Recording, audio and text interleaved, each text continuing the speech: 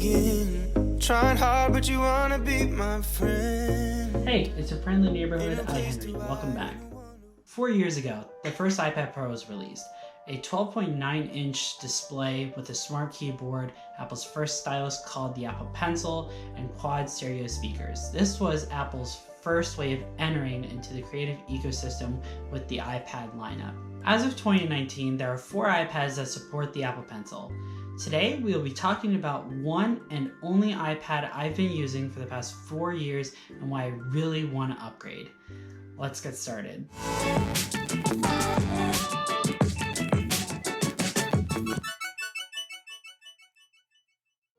You know what also needs an upgrade? Your tech travel bag. Tesso has the best backpacks available that I have ever personally used, especially over long periods of time. It has all the compartments you need for your camera gear and traveling needs. Please use the link in the video description to learn more and get your Tesso bag today. Thank you and Tesso for sponsoring this video. Just to give a little bit of perspective, my grandmother, who's an artist, received this iPad Pro as a Christmas present in 2015. I purchased the 9.7-inch iPad Pro that was released early 2016. The iPad I had before this was the first generation iPad Air. I wanted to be able to sketch, which was the big appeal to upgrading to the iPad Pro. Little did I know how much I loved the iPad Pro 9.7-inch. The Apple Pencil made my mouth drool, and I'd pick this over any note-taking device for any lecture, even just a standard notebook. Then, a lot of problems came in front of my work. I needed to start working with Photoshop, which the iPad Pros did not have full access to. They have a Photoshop-like app made by Adobe themselves, but it was incredibly limited. The small screen didn't help. My grandmother and I ended up swapping our iPad Pros. I got the late 2015 12.9-inch iPad Pro, while my grandmother got my 9.7-inch iPad Pro. We both still excessively use our iPads to this day. For $29.99, I turned my iPad Pro into a Wacom display, which is just one app and one cable. The app takes the full resolution of the iPad, 60 frames per second, and touch display side by side with MacBook Pro. Most apps like Duet only support up to 30 frames per second, or have little Apple Pencil sensitivity support. AstroPad has the best support for the Apple Pencil than anything I've used so far. There are plenty of great stuff that I got out of this iPad Pro. The first was I got a whole lot of music and light video editing completed using this device. My main application for music for my videos has been GarageBand. It is simple to use and I learned the basics fairly quickly. The second was my studio projects. My most recent concept art design landscape was designed using my iPad Pro and my MacBook Pro. The iPad Pro came with, and still has, an iOS for its operating system. The third is the big screen.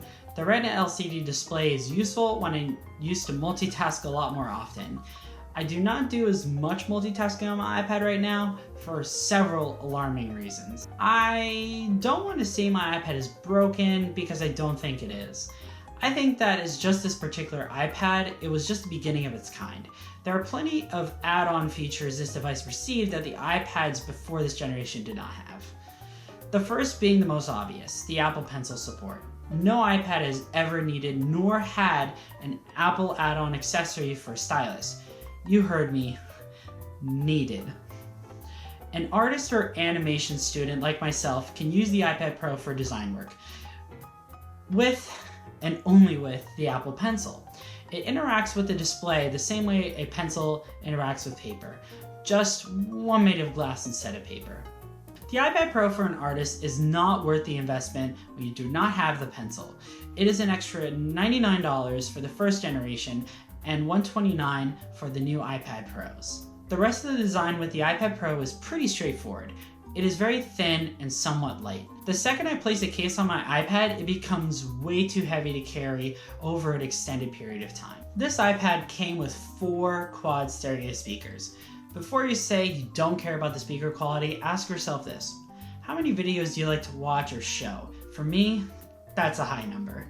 I like to show videos to my friends and immerse in YouTube binging when I want to watch videos on the bigger screen late in the evening. You don't appreciate it until it's gone. Going from an iPhone's audio quality to an iPad Pro's is substantial. You feel like you're being pulled into what you are watching. It is important when you want your audience's attention. The camera isn't good. I make sure to never zoom in into anything when using the camera. I mean, I don't go walking around using an iPad for photos anyway. It just would make shooting B-roll easier with that size of a monitor for shooting photos. There are a couple of key features this iPad Pro does not own. The first and foremost being the ProMotion display. The 30-second explanation of what ProMotion display does. The display speed can change how fast the display needs to go for a certain task. It can go up to 120 Hz, aka fast. I'm about to make you want ProMotion. Ready? Here we go. Take your iPhone or iPad out right now and open just a basic web page. Now scroll through the web page somewhat quickly and try to read the text. With the ProMotion display, you can read that text as it moves. If you love reading, then you know I just convinced you to go for that ProMotion display. This feature was added to the iPad Pro 9.7-inch, but not the 12.9-inch iPad Pro. You could not get a True Tone display in the 12.9-inch iPad Pro size until the second generation iPad Pros were released in 2017. On to the issues. There are a couple, sadly. I wanted to end the video here, but there are a lot of things I need to address. So maybe, just maybe, they can be fixed with either software update or not be an issue at all in the early released iPads. The battery life has made the iPad almost unusable lately. I get 3 to 6 hours of just light use. With heavy use, 2 hours is amazing. The iPad Pro I purchased was quoted 10 hours, but I am still waiting for those extra hours. Because of the low battery life, I had to strictly use my iPad Pro hardwired to my MacBook Pro due to it being power hungry. But my iPad refuses to charge through my MacBook Pro now, even when I'm using a USB-C to Lightning cable. The charger that came in the box was a 12-watt charger, which took a full day to charge my iPad. I purchased an Apple USB-C fast charger, which helped the device charge more efficiently, but battery life did not improve. I tried using my iPad less and less to see if the battery life would improve. The battery life would just drain quickly on its own without any use. To give some real-world usage for those not looking to use this for animation, I use my iPad Pro all the time to take notes in class. I'm taking notes using either the Notes app or OneNote for roughly 1 hour and 30 minutes. The iPad would start at around 100% battery life, then be around 30% battery life by the end of that lecture. It does not end there. Right before iOS 11 was released, the display started to become unresponsive randomly. It happened when I tried to punch in the passcode to unlock the device or exit an app. After iOS 12, there was a massive improvement. It still is an issue, but it's clearly not as bad as it was. The screen almost always works with the pencil, but using my fingers is when the display will sometimes not respond. Other symptoms going alongside this has been random glitching of apps, random crashing of apps, and high latency of the processing. Sometimes video boxes go to weird proportions when the device is tilted in another direction, either on accident or on purpose, but it does not fix itself when you tilt it the other direction. The overall issues I've been experiencing have been doled down because I don't want to make this a rant, but a review. With the battery life, performance, and glitching, they have been gradually getting worse with time. That brings me to the explanation of why I really want to upgrade. Well, all the issues I've talked about in this video are still current and are progressing as we speak. There are a couple of other key reasons why I want to upgrade. The first is kind of cheesy. The new iPads are very appealing. All the iPads are beyond lighter than my current model, even the biggest iPad Pro of them all, the 12.9-inch iPad Pro 3rd generation. That might not sound like a major selling point at first. Portability is key with any tablet, especially for my case when I'm always on the go. That few extra ounces makes a massive difference when you consider holding the device with one hand, having some sort of case on it, and a place to put your Apple Pencil. The new iPad Pros do support the second generation Apple Pencil, which hooks magnetically on the side of the iPad, which also charges the pencil.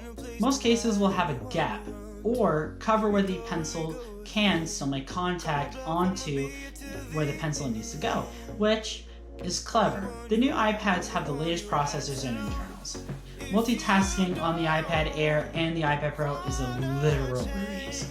The ProMotion display on the iPad Pro models makes a mouth drool over the sketching capabilities. I guess the big question is this: would I get another iPad Pro or another iPad Air? Honestly, I don't know. What I want is an iPad I can professionally create concept art. I want to be able to be connected to my MacBook Pro to be able to use AstroPad so I can use it as an external drawing display. I want to be able to multitask on the iPad without experiencing a ton of glitching like I am with this current model. I still need to be able to use some sort of a smart keyboard, since I'll be doing a fair amount of typing on that new iPad or my current one. There's one big deciding factor for me, and that's price. Let me lay it out. The iPad Air 10.5 inch is the minimum of what I would need, starting at $499.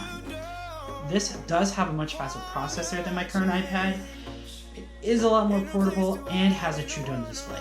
I would be losing the quad stereo speakers, ProMotion, and that Liquid Retina display, which I think I could adjust to.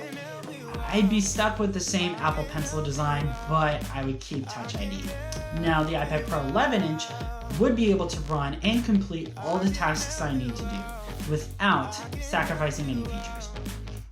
But that starts at $799, which is an extra $300 from the Air. To complete this review, I will leave with this. I do think the iPad Pros will one day replace most laptops. I think iPad Pros will be able to run full-size pro-level applications that will soon separate itself from the Mac to the point you will legitimately need both. The new iPad Pros will definitely be one of the most powerful machines. But this iPad Pro, it's gonna stay behind. That clears it for this episode. While you wait for my next video, please like, share, so more content can be created. Then hit that bell icon so you don't miss upcoming videos. Mata ne.